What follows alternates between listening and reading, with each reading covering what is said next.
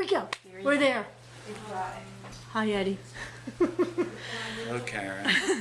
All right, well, we're name lucky is- you're here tonight. Okay. So we're going to talk about your family and Strathmere. My name is Ed Andress Jr. I was born and raised here on the island June 1st, 1951.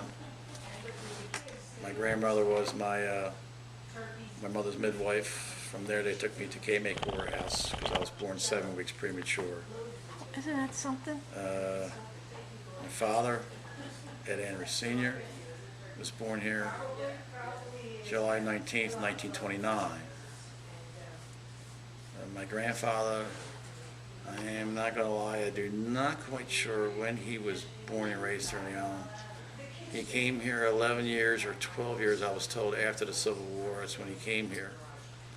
He bought up property on Bayview Drive between Vincent and Webster. He owned 8 or 9 properties there. Some of them are still to this day in my family's possession. My grandmother and grandfather opened up a boat rental business in 1912. And what were their names, Eddie? Florence Andress and Ed Sr. I'm supposed to be actually a third. Okay. You know what I mean? But my grandfather died when my father was only 5 years old, so just kind of went the other way with that. My grandmother was married twice. She was married first to a gentleman named Charles Schaefer, a captain.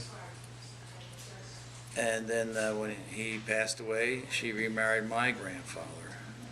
So my Uncle Charles, who passed away a few years back, actually my father and him were stepbrothers. Same mother, different fathers. At that business where we had all the rental boats and everything, my Uncle Charles ran his party boat fishing business. Started when he was right out of high school. He had a 25-foot skiff, but then the Second World War came, and he went into the Coast Guards and was stationed in Atlantic City.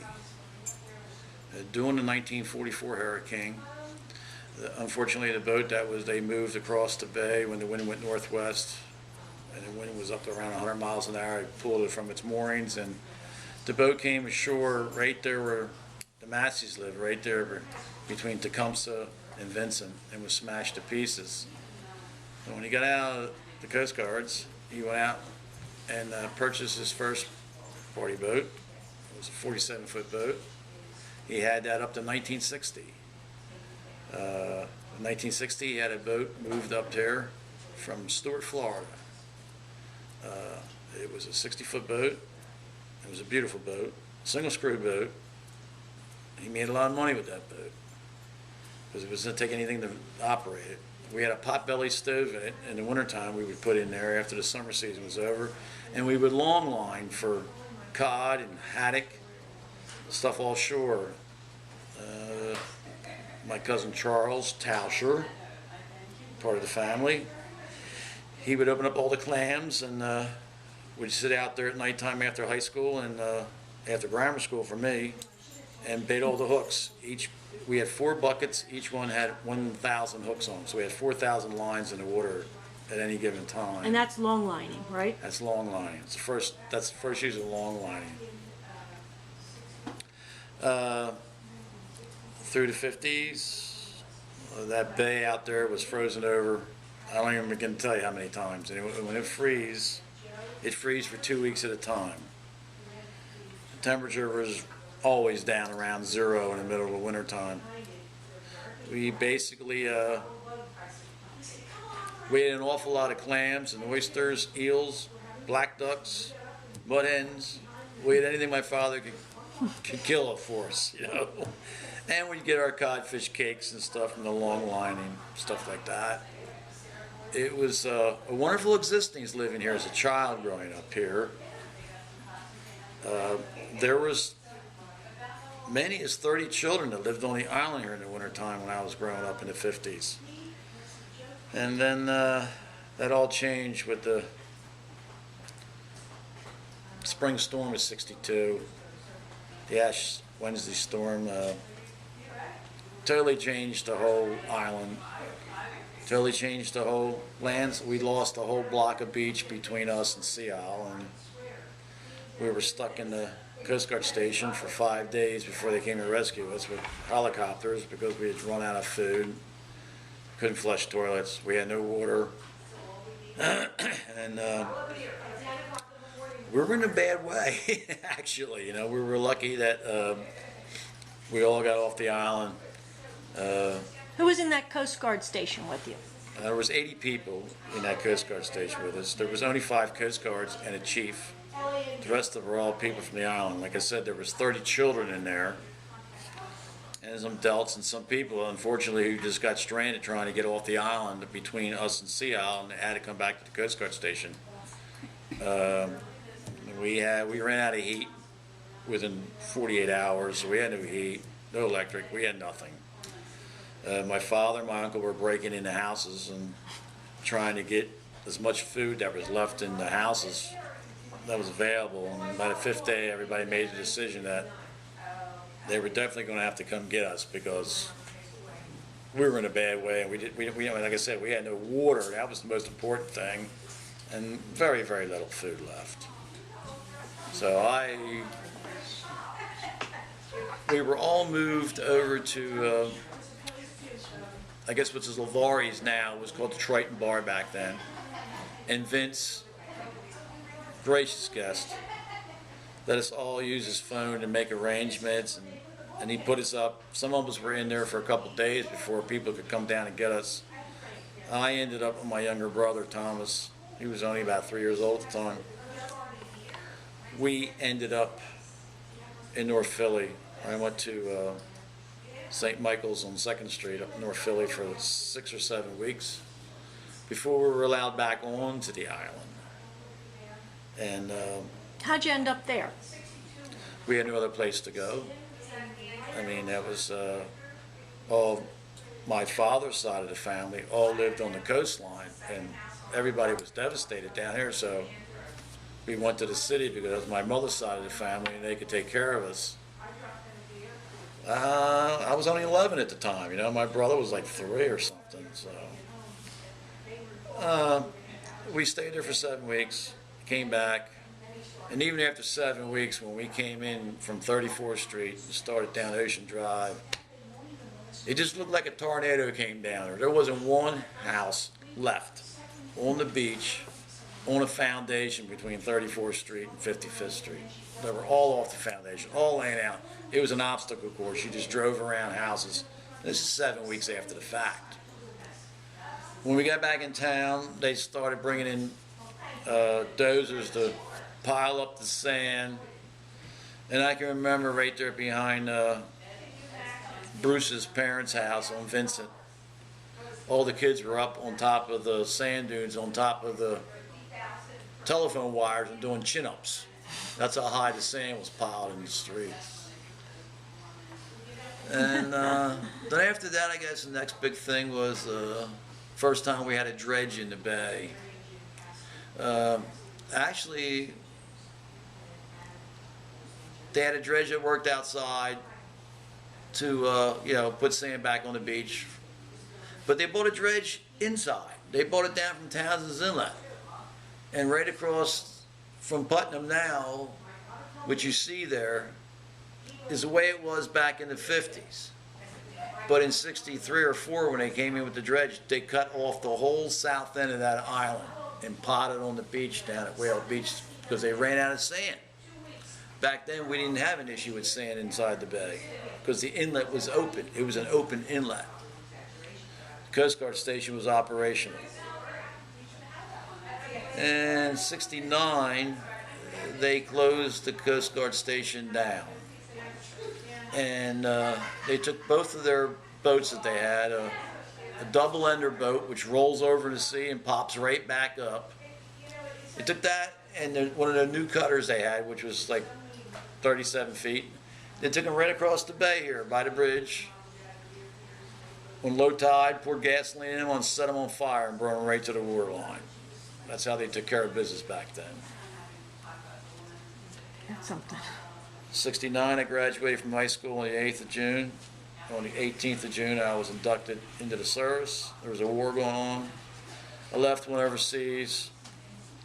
I signed on for an extra 6 months over there in the war zone. I did 18 months over there. I came home, I got a year off my enlistment, and went back to work at Sears. Kept my job. I was working there before I left in '68 through school. And, man. What were you doing at Sears? I worked in the auto center. I was repairing cars. I worked on the auto center. And at the same time,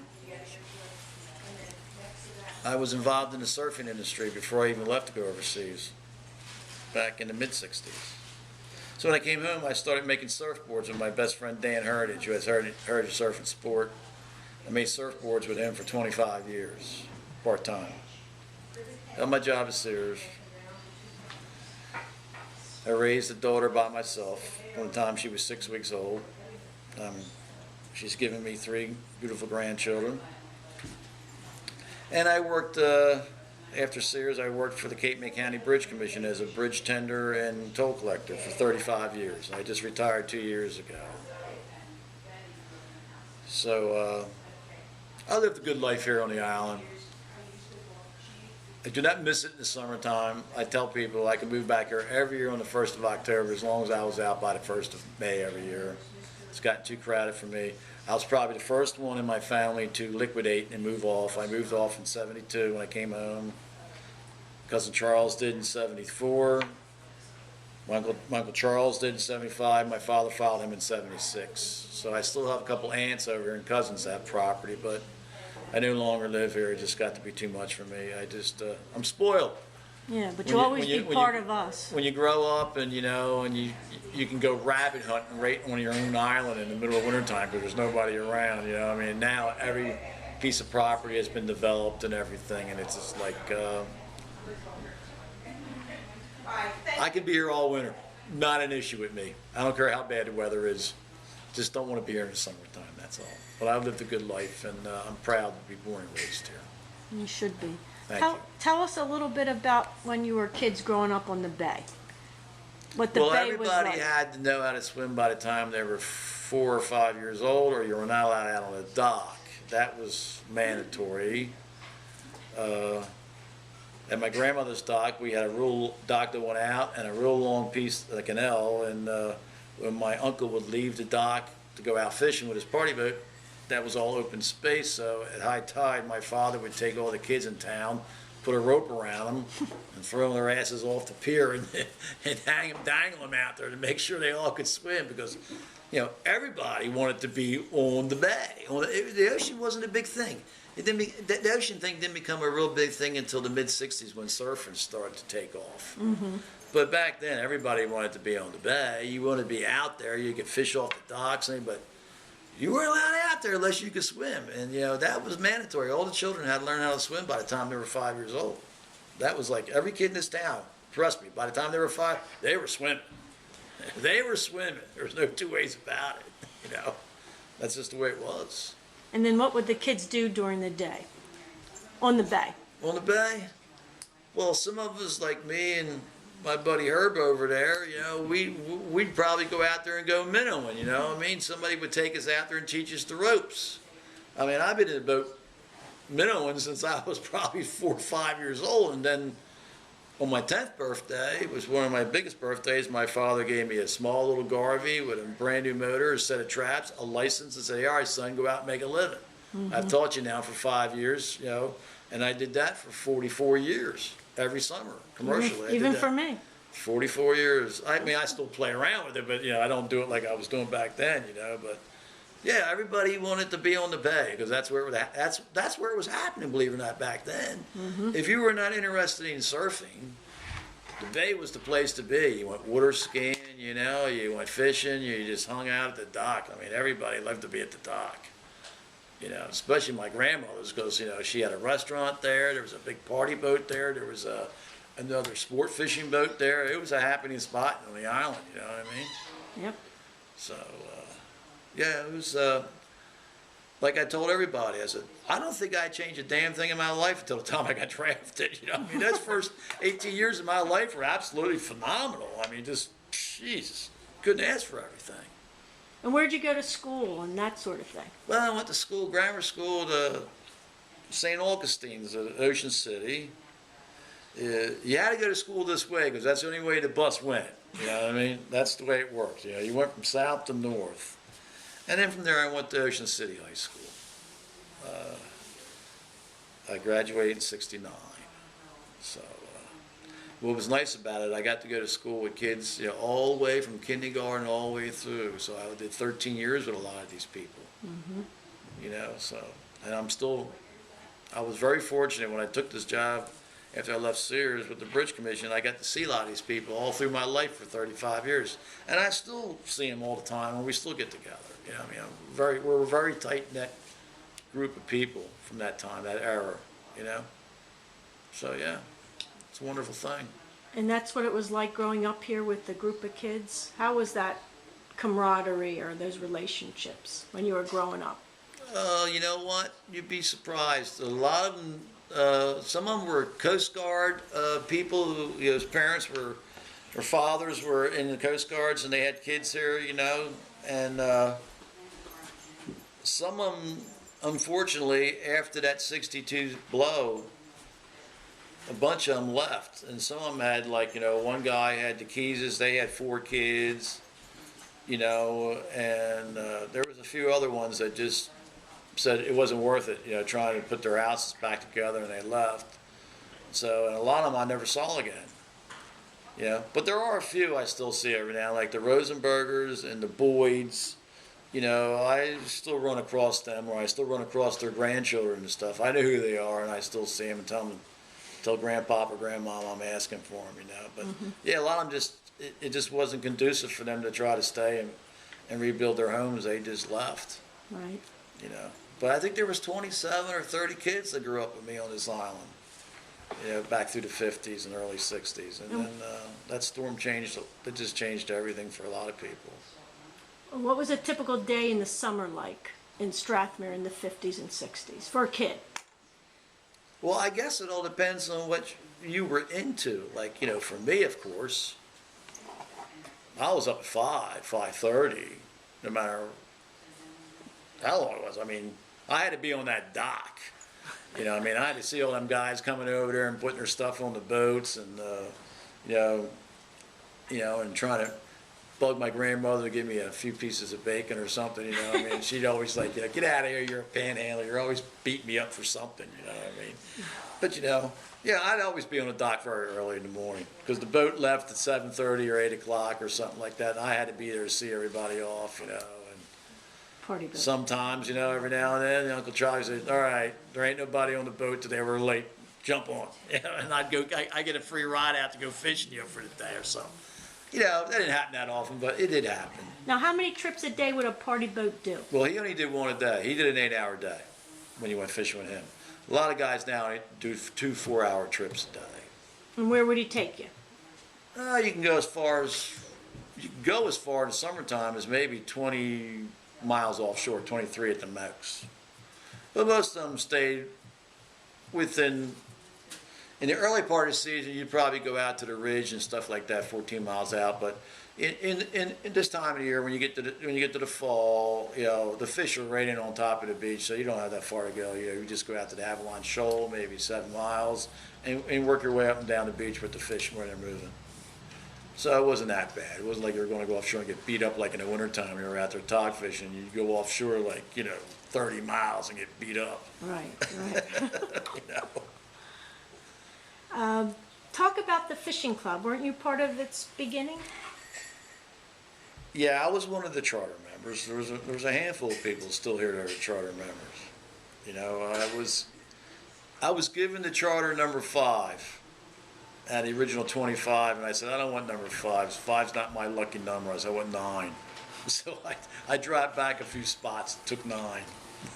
I was offered 5, you know what I mean, but I took 9. So that's how it works. 9's always been my lucky number. Like I said, graduated in '69.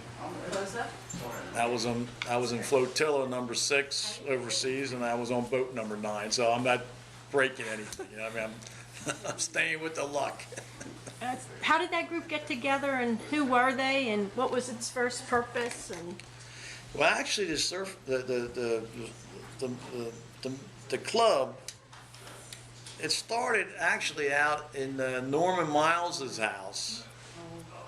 It was called Club 13. There was 13 of us. We even had jackets and everything. We'd always go to Norman Miles's house every Sunday afternoon, watch football, yada yada, you know. And then one day, you know, Jack Clement said, you know, why the hell we don't start a club of our own, like a real nice club, a fishing club or something? And that's how that all started. And it ended up being 25 people, most of us all living here in town, you know, or had houses here in the summertime in town. And that's how it started out, I think, like in, it was in the mid-'70s, I believe, 77 or 78, I don't know.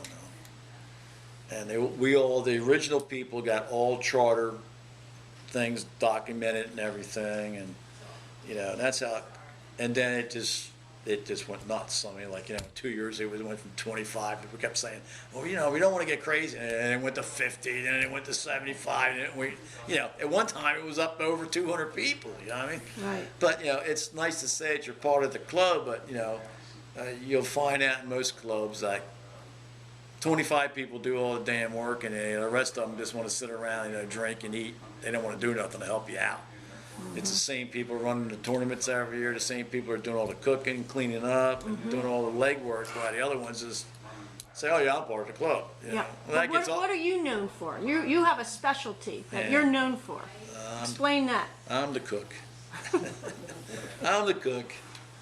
I've been cooking since a very early age. My grandfather used to come down, my mother's side family, when I was about 4, 5, 6 years old, when I was very, very young. He'd say, you come over here at 5 o'clock, and I'm going to show you how you become a hero. That's what he used to always tell me. So he was an Irishman, right off the boat. He came over as a teenager back in 1915, and he moved over here with my grandmother. She was a McDermott, he's a McCluskey. And he put everything in a pot. You get the water up to snuff. He goes, all right, this is the deal. Now we go fishing. So we'd be out of the house by 6 o'clock in the morning, and he'd have it on simmer all day. Then we'd come back home. I guess, now we go to the bar. Then we go to Twisties for 2 hours, you know what I mean? He's sitting there for 2 hours, and I'd be drinking those ginger ales with cherries in them, Shirley Temples or something, you know what I mean? He had me sitting right up on the bar with him while he would be knocking them out. And then we go across the street. He goes, all right. He goes, I'm going to lay down for 2 hours. You be back here at 5 o'clock. I'll show you how you become a hero. I said, all right, Grandpa. You know, I'd come back, and sure enough, he'd have the ham and the cabbage and the carrots and everything on a big thing, you know, and everybody be sitting at the table, you know. He says, I told you. I said, they love it, don't they? I go, yeah. He said, we'll do the same thing tomorrow. We'll do it with something else, you know what I mean? He's a character. And then when I got home from overseas, the only thing they had for me to do after being over there for 18 months, they put me on a reserve destroyer, and they really didn't have a thing for me because I was a patrol boat guy. So they make me drive all the way up the Potomac to get the mail in a motor whaleboat launch. And I would go, why are we doing this? I said, there's a car right out there. We can just drive up the street and get the damn mail. I said, we got to put the boat in the water. You know what I mean? And then I got to drive all the way up the river. I said, it's February. It's snowing. It's cold. And he goes, no, that's the way the Navy does stuff. You know? The hard way. Drive all the way up there to get the mail, you know, and come all the way back with the, pull the boat out of the water, flush it all out. This is just to get the mail. You know what I mean? It's like, you know, and the car was a 10-minute job. You know? And then I said, you know what? I don't know about this. So there was a guy who said, you know why? He says, we need somebody in the kitchen. Because I know it's a real, like, step down for you after everything you've been through. He said, but you'd be interested in going in the kitchen and like, cooking? I go, yeah, I really would. because the guy promised me I'd be off every other weekend. I could come home, Stratford. I said, that's a deal. So then I started learning how to cook for a lot of people. I was cooking for 150 guys on the ship. Right. So that's where that goes, and that's how I'm still doing it to this day. I'm still doing it. And you're doing it for lots of events, like Yeah, I do it for just about anybody in a sense. Fishing club, Fishing right? club and the Christmas party. Christmas party, our class. I mean, our class gets together. I'm very fortunate. Our class, like I said, was a very tight class. We get together like maybe 3 or 4 times a year. I got a big party coming up in October, or the whole class is showing up. I got people coming in from all over the country, so I'll be cooking for that. I enjoy it. Well, I don't want to do it for a living. I just want to do it for my friends, and my family, stuff like that. But I wouldn't want to be in a restaurant, having somebody snapping a whip telling me to cook. Nah, I'll do that. That's not working. Talk about working on the bridge. Well, In the 30 years, 35. 35 years. Talk about what that was like. Well, I was kind of like, that's kind of inbred in me because my father worked there for 43 years. Mm-hmm. He worked in every position that the Bridge Commission had. He was a part-time toll collector. Before they had electric, in a sense, up there. Every time the gates had to go down, he had to have a guy come out there, some young horse, and take a crank and crank the gates down, and go down below decks and start up a generator and crank it up to get the bridge up in the air, That's when this bridge was happening. This bridge in the 50s was in the air all day long. There was like 27 commercial boats in Sea Isle would use this inlet all the time. Mm-hmm. And that bridge was in the air constantly through the 50s.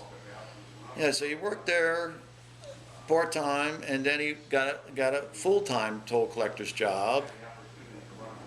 And whenever he worked the 3 to 11 shift, my mother would drive to the bottom of the bridge and make me walk up the bridge with a hot meal for him. And I'd get as far as that draw where the gate was at, and you look down, look at the water running through it, and I wouldn't go any further. I ain't going any further. And I was about this big, So I'm not coming to Steve, you ain't gonna fall through there. Look how big you are. I said, I'm not going.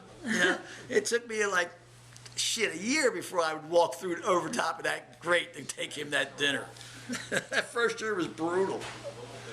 But I did that, and so I already knew what I was into when I took this job. I mean, actually, I didn't want the job. I'm glad I took it, but I was let go from Sears in 1980. They let 10,000 people go nationwide. Anybody who was in middle management, they just turned them loose. So I went back to making surfboards full time, and With Danny? yeah. And he says, why don't you come work for us? I said, I don't know, Dad. I said, my boss says, you and me are hardheads. I said, I don't know if we can get along together. I said, He goes, no. He says, look, think about it. So after about a year and a half, I thought about it, and I started out part-time working on the bridge in the summertime. I started out in Townsend's Inlet. I worked there for 2 years. And then I got hired to come up here, and I worked here 26 years in my own backyard, which was a blessing in disguise. Nobody wanted the job because it was only a 4-day job. You worked 4 days on, 4 days off. And nobody wanted that job because you made less money. I said, nah, I want to go home. I said, that's fine. I know everybody. It'll be great. Did that. And when I started up here, I started a routine where when I became full-time and I was on that bridge, and that bridge was like basically my home spot, I used to bring dog biscuits in and candy every day for the dogs and the kids. You made a lot of us happy. We knew we were home when we saw you. Yeah, you know what? It was so ironic, After 26 years of being up there, I got transferred from there for my last 8 years of my career up to Ocean City, and I'd have kids come across the bridge that were 30 years old, and they'd have little ones in the back in the car, and they would go, remember me? And I'm going, vaguely, but I'm not really sure. And I'm one of the kids that's used to give out candy to when I crossed the Strathmere Bridge. She goes, and now I have kids and dogs. And I'm going, well, then I got something for you to give to your kids. So it came full circle, Mm-hmm. So it makes your career a little interesting, You made a lot of us happy. A lot of generations of dogs, too. I still get stuff. That dog of mine, man, she made out like a bandit, that last dog I had. She got more stuff at Christmas time than I got. She was getting boxes of biscuits and all kinds of stuff. They loved that dog when I used to bring her to work. And then, of course, somebody opened their mouth and say something, and that the dog got to get out of the toll house. Right. You know, that's probably some cat lover. I don't know. But yeah, I've had a good damn life, I'll tell you. I got no bitches. I got no complaints. I just, like people like, I guess me in a sense, I do really miss what Strathmore was like 50 years ago or whatever. Sure. You know, I miss it terribly. You know, but be able to say I was here and be part of it, it makes it all worthwhile. A big part of it, too. Yeah, I love it. I miss it dearly. Like I said, I only want to be here for 6 months a year, and it sure hell ain't in the summertime. Well, talk about some of your good times with, like, your friends like Jimmy Callahan and some of that group. Well, I met Jimmy when he was 13. He had just moved from Jensen Beach, Florida, up to here. His father bought that property up there on the beach where the lifeguard station's at now, on the corner. He bought it right after the '62 storm. And he got himself one of those Sears prefab houses. They came there and just put it all together. In about 2 weeks' time, they had that whole house up in the air, you know. And Jimmy being from Florida, he was a surfer, so we kind of fit right in. And surfing is a little different than other things, you know. The older generation in the surfing industry is always looked out for the younger generation, always. That's how I got to be where I got. I mean, all the guys in town here were all like my cousins. They're all like 18, 19 years old, and they're all dragging a 12-year-old kid with them everywhere they went. You know what I mean? I went everywhere. I mean, I was up Massachusetts. I'd be down Virginia Beach, Cape Hatteras. They come to my parents' house. They were taking Ed for the weekend. No problem. No problem.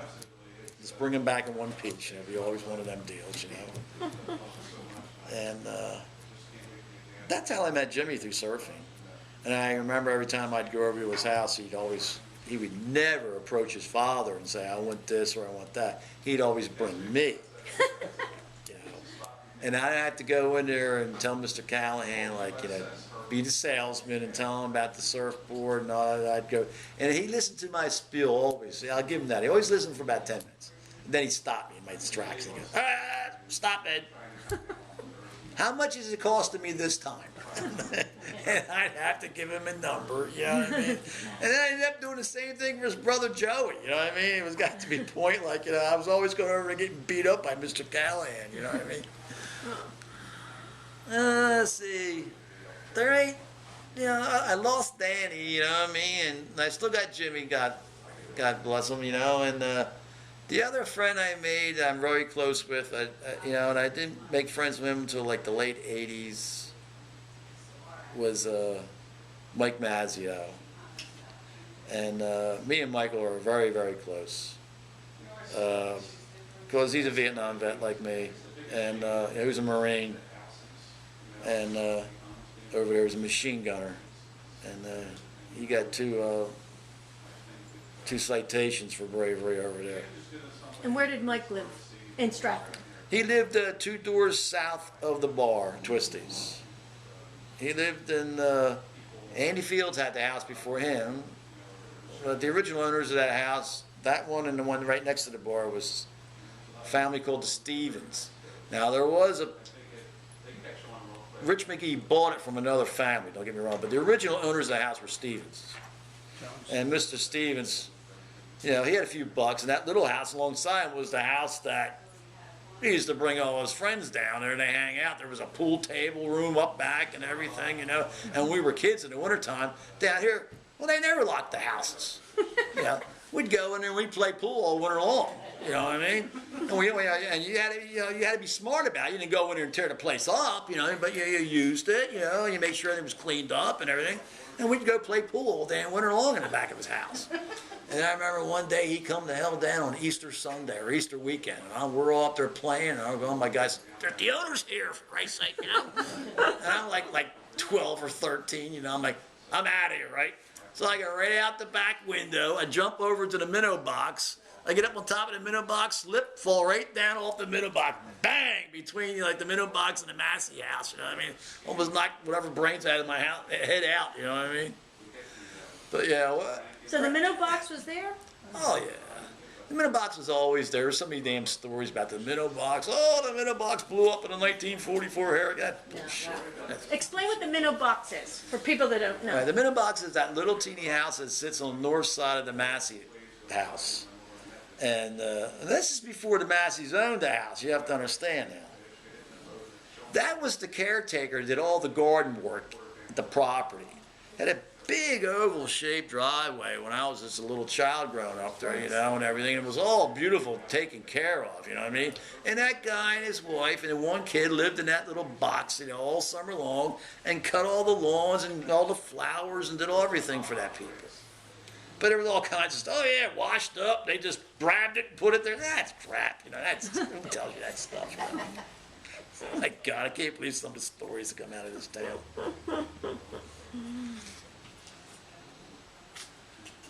All right, I'm running out of air. Okay. What's the last thing you want to talk about? Maybe, Oh God. Trying to think. What I like to talk about? yeah. For this time. I just like to see whatever's left in this town that's open, preserved. I don't understand why somebody hasn't approached the township and say, how about some open space for us? There's still a handful of properties left. Let's not just abuse it the hell out of it. I mean, because every time, you know, they sell something, they knock it down and it just looks like Ocean City and Seattle where they put 4-story houses back up in its place. I mean, the island's losing its whole identity. It's just turning into everything else here on the coast. Now, it used to be great. I mean, even 25 years ago, it still looked pretty half decent. There was still a lot of small bungalows and stuff, and they're just tearing the hell out of it. I'd like to see them say some of it anyway. And maybe the parts that they saved, they could put like, you know, little parks or something, or, you know, whatever. They could do a better job than they're doing instead of just selling it off piecemeal. Talk about the Akoff house. I wonder why. That house was built right after the '62 storm too. Probably about a year or two after the Callahan house was built. Explain where it is. It's up there on East Williams, second house from the end on the north side. My dear friends owned that house for many, many years. Mr. Akoff was the business representative that did all the advertising for many, many years for Anheuser-Busch beer. Him and the old man August Busch were buds. I mean, I would say the funny, like they're buds with Budweiser, but I mean, those guys, man, were just like in cahoots together. They were both about the same age. I mean, Mr. Akoff worked till he was in his 90s. And I mean, when I'm talking about working, I'm not talking about working out of his house. The man was on planes going to South America, Europe. This guy was a workaholic, and he was good at what he did. And unfortunately, when he passed away, his second wife kind of confiscated everything and cut all his children out of the mix. So How many children did he had Dr. Akoff 3, 2 daughters and a boy from his first marriage. But when he remarried, I know that there was trouble brewing. So, like I said, instead of like just trying to sell the house and give everything, I think they just decided that it was better just to sell the house instead of trying to hold on to it, and there'd be a big battle between the two families. You know, I mean, one of them deals. Well, what was the north end like compared to like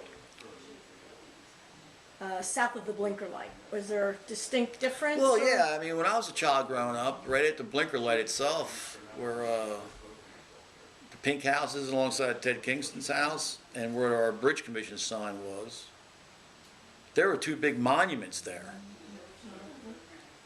You know, and that was a whole separate entity from the rest of the town. It's called Brighton Shores. you know? And there was a lot of open space up there. You know, my father did a lot of rabbit hunting up there in the wintertime because there was hardly any houses up there at all. I mean, there was a handful in the circle. There was the Kimona house, and I think, you know, where Dewey's at now, that was the McGoy house. He was a retired train operator. You know, he worked on the trains for a long time. I can't remember which one, but yeah, that's what he did for a living, you know. In fact, his brother were at the blinking light when you turn to go to the Dewville. You know, there's that open spot that my father from the county leased to the fire department, that piece of property there. Then there's that house that Amy owns, right? Well, that downstairs was George McGoy's brother's place because he had a real estate office in there. He was selling real estate out of there back in the 30s and 40s, even early 50s. Trying to remember all this. What was the Deauville like when you were a kid in the 50s and 60s? Well, you couldn't even get the hell in there. Charlie and the Madge, they had all that 100 cats running around in there. And if you weren't 30 years old, you weren't getting in there. I mean, that's the bottom line. You had to be 30 to even get in the bar. And covered up. Yeah. Yeah, but I was their paper boy, so I used to get in there all the time, you know what I mean? What was it like when you got in there? Stunk like hell. You know what I mean? It was always dark and gloomy. But Madge was a wonderful lady. She was a sweetheart. She loved me, I knew that. But yeah, I mean, if you want to actually go in there and drink, it was almost like a private club. Jesus, like, you know. If he didn't know you and you weren't 30, you weren't getting in. As simple as that. That's the way it was. And how about some of the old timers like Harlan Whitcamp? Well, Harlan was good friends with my father. You know, he worked for the bridge too.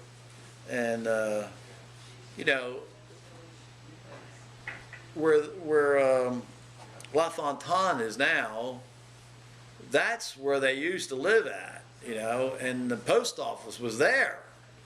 On that side of it, where it's at now, you know what I mean? Because you get the firehouse, then you got their property now, but that's where it all started originally over there, you know?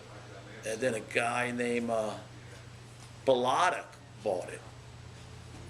Bellata's had it, and then Parker's Corner was next, you know what I mean? And then Ernie Schilling had it after that, you know? Was that a place that would be open year round? No, What no, was it strictly like? summertime. Strictly summertime. But, you know, they had gas pumps there, and like down where, you know, where the real estate office, Kern's real estate office at, there were the old-fashioned pumps there with the glass, you know, and the ball in it and everything. That was Tompkins's place. You know, he operated that business there, but he lived up there by the church on Webster, like a house or two in from the corner there or something. That's where he lived at, but he had his business down there. And after he sold it, Jesus. I know the Rosenbergers were in there for a long time. They ran the store back in the mid-50s into the 60s. They were from Kensington. I still see them every now and then. They drift down here in the summertime just to come back and see people, you know.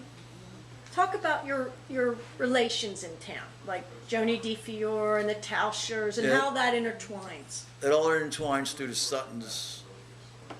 The Sutton girls came down here and married all the Strathmere boys. Simple as that. I mean, it's simple as that. There were like 5 girls came down and they married every damn boy in town. You know? Where'd they come down from? Croydon, Pennsylvania. That's where they came from. I mean, my Aunt Marie married my father's brother. You know, I mean, Charlie Schaefer, and you know, Aunt Betty married Tauschers, and Aunt Gert married Harold Charleston, who owned a bar, who actually was the train operator at. You know, they sold him that property. He built the bar, but there was only a little building there, you know what I mean? He just built the bar after the train went by the wayside, you know what I mean? And,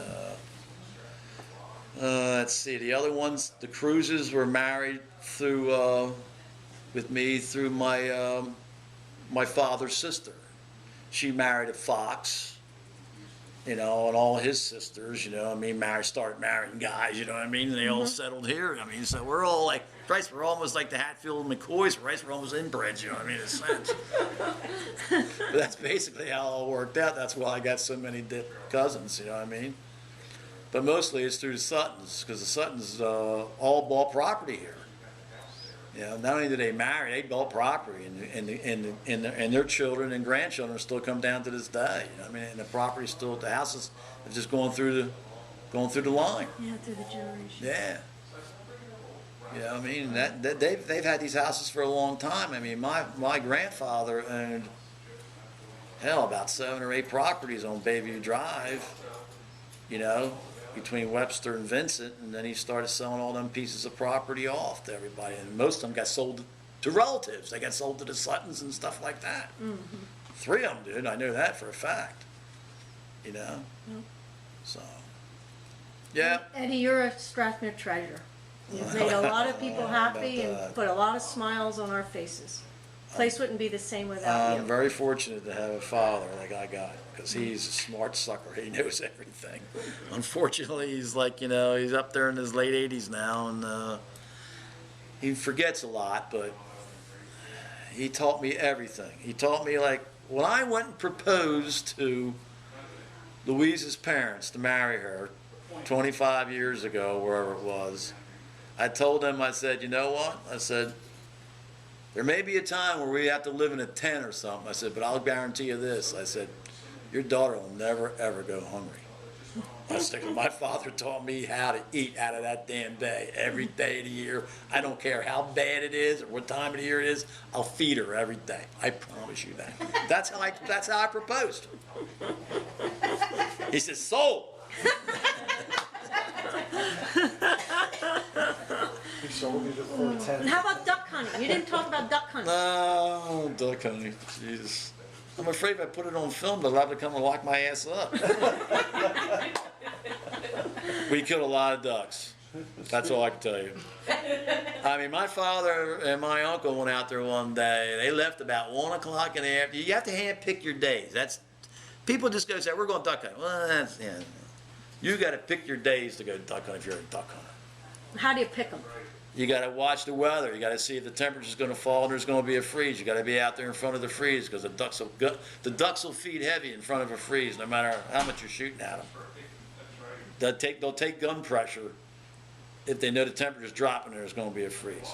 It's Mother Nature. They just pick it up. I mean, they left at 1 o'clock in the afternoon. I remember distinctly. I was 5 years old. I'd gotten home from kindergarten, walked out on the dock and watched them both get in the boat. And it got to be about 7:30, 8 o'clock at night. And back then, that time of year, you're like 2 hours after dark. And like, what the hell's going on? Like, where are they at? Yeah, all right, Herb.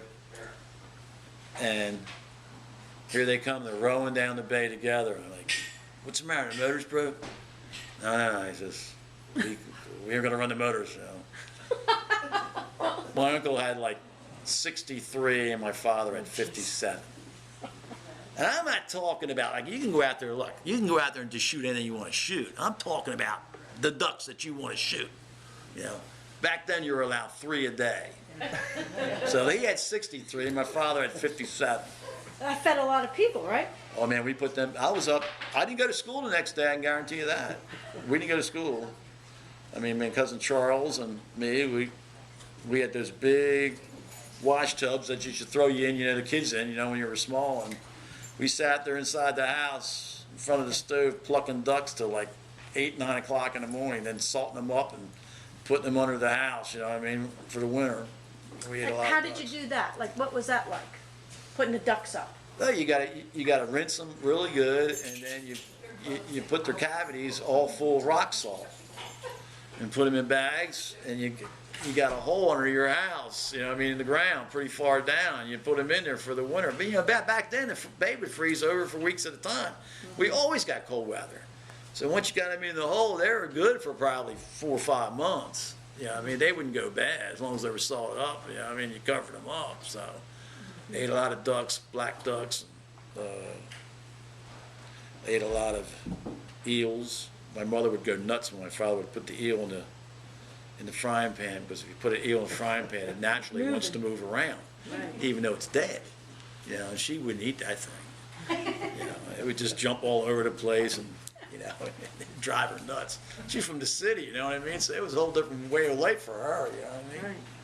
Did you go to Upper Township schools or just Ocean City? Ocean City. When did they change that? Well, I went, no, let's get this right here.